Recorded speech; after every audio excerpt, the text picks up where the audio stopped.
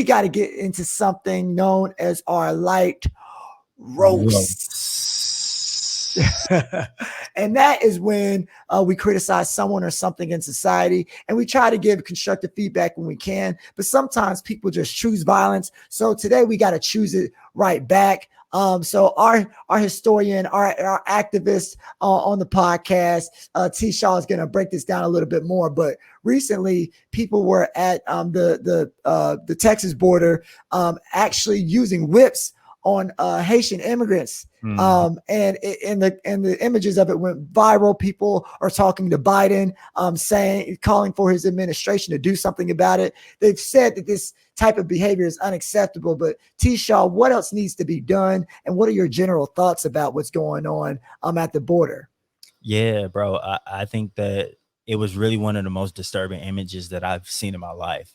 I think that, like, being a Black studies scholar, like, I've seen a lot of heinous shit, right? But it's usually rooted in history. And I think that, like, the most rudely awakening things that, like, seeing this is happening in 2021. And it's like, yeah, of course we know that there's anti-Blackness and there's racism and there's microaggressions rampant in 2021, right? And we're not free from that.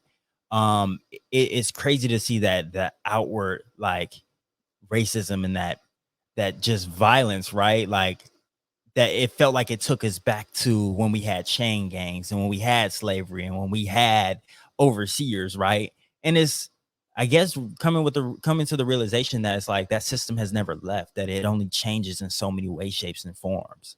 But with this situation, I definitely want to give some context, and I also want to jump into history a little bit because it is directly tied into history. So what's going on right now in Del Rio, Texas, is there are more than 12,000 migrants from Haiti that have been gathering under a bridge over the last few days, awaiting immigration process because they're seeking asylum. And they're seeking asylum in the United States because they have left Haiti because it's so impoverished, and the violence has worsened and there's no work available. In July, the Haiti's president was assassinated, which has thrown the country into just wide instability. But in August, following that, a major earthquake also hit Haiti. And then I believe a hurricane went through as well. So it's like in 2021, Haiti, especially in these 2 months, July and August, like, it has been overwhelmed. And with no president in place, there's no structure in place to really, like, help these citizens and help mitigate some of the unfortunate, like, series of events that could really happen. And what we know about Haiti too is that, like, Haiti is considered one of the poorest countries on the Western Hemisphere. And it's never really recovered from the 2010 earthquake nor the 2016 Hurricane Matthew. So we know that there's natural disasters that come through Haiti every so often. And Haiti is their migrants are suffering. And what we saw was that they're trying to escape these conditions, and they've waded through all of these trials and tribulations to get here. And they're still met with, like, some resistance. So I have a short video of a man kind of talking about his journey to get to the United States and kind of help contextualize what was happening at the border. So just give me 1 second to pull that up.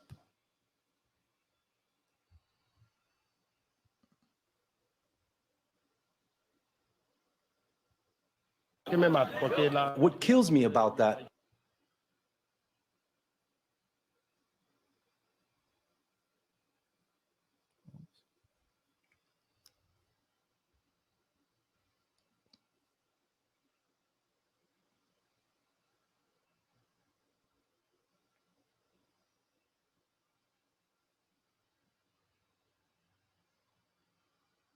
What kills me about that is that everyone knows what we Haitians are going through.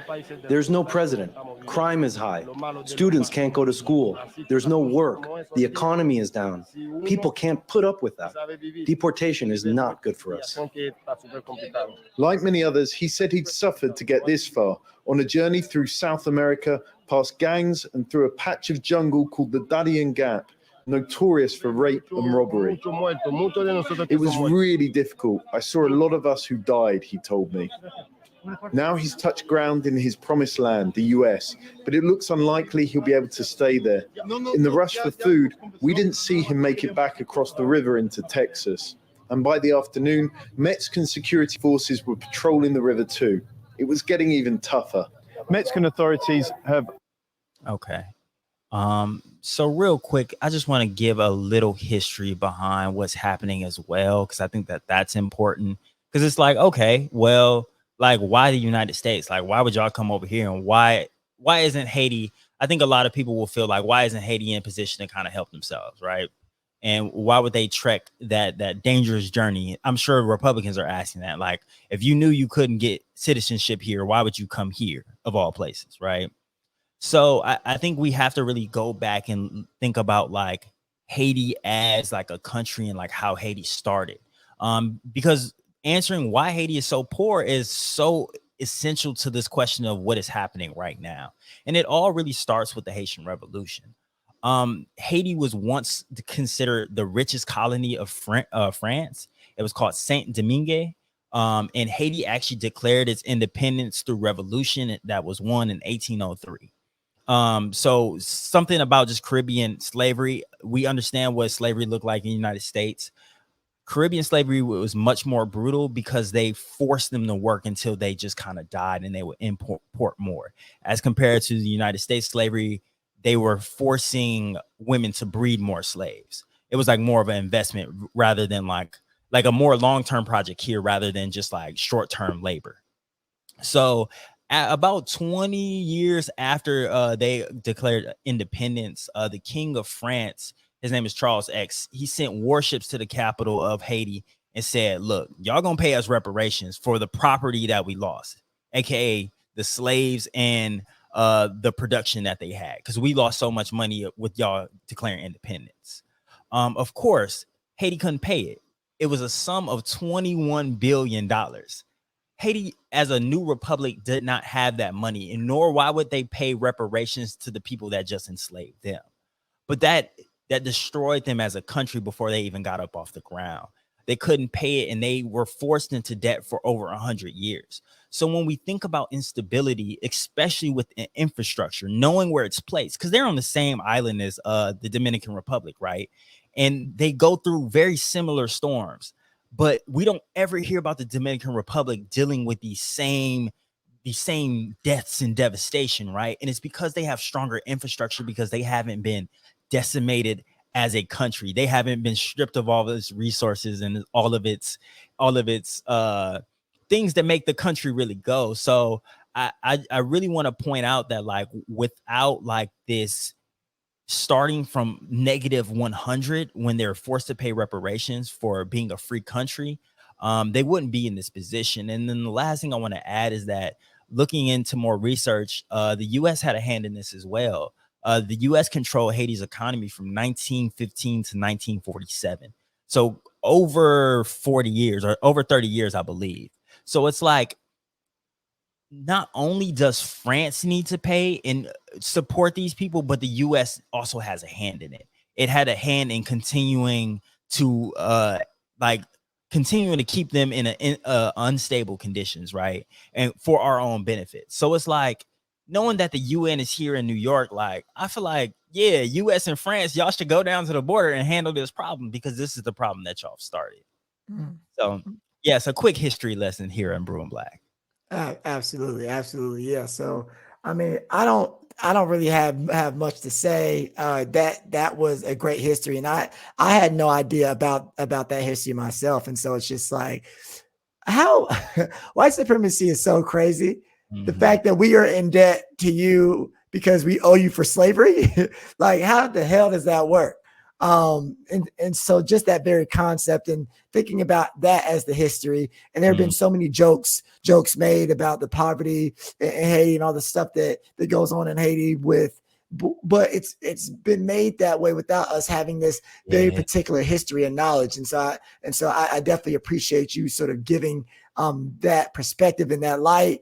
giving that, sort of a revisionist history damn near, because and a new history, because a lot of people probably don't even know the history about Haiti. We just think we just think about it in a negative manner, or as a place that's like stripped of resources, but we never think about the why. And like damn near everything comes back to racism. Like I wish it didn't, but wow, you know what I mean? So we got to give these patrolmen, the folks that have been looking down on Haiti, the folks that have had Haiti in debt, the biggest light roast. And, like we, try to encourage you all to do, keep your foot on their necks, keep putting pressure on the Biden administration. And not only for what's happening at the Texas border, but for how we as a country, provide services to Haiti and think about Haiti, right? Let's change that narrative and let's change that conversation, Absolutely. It's like when we think about the misfortunes, there's always so much behind the scenes that we can never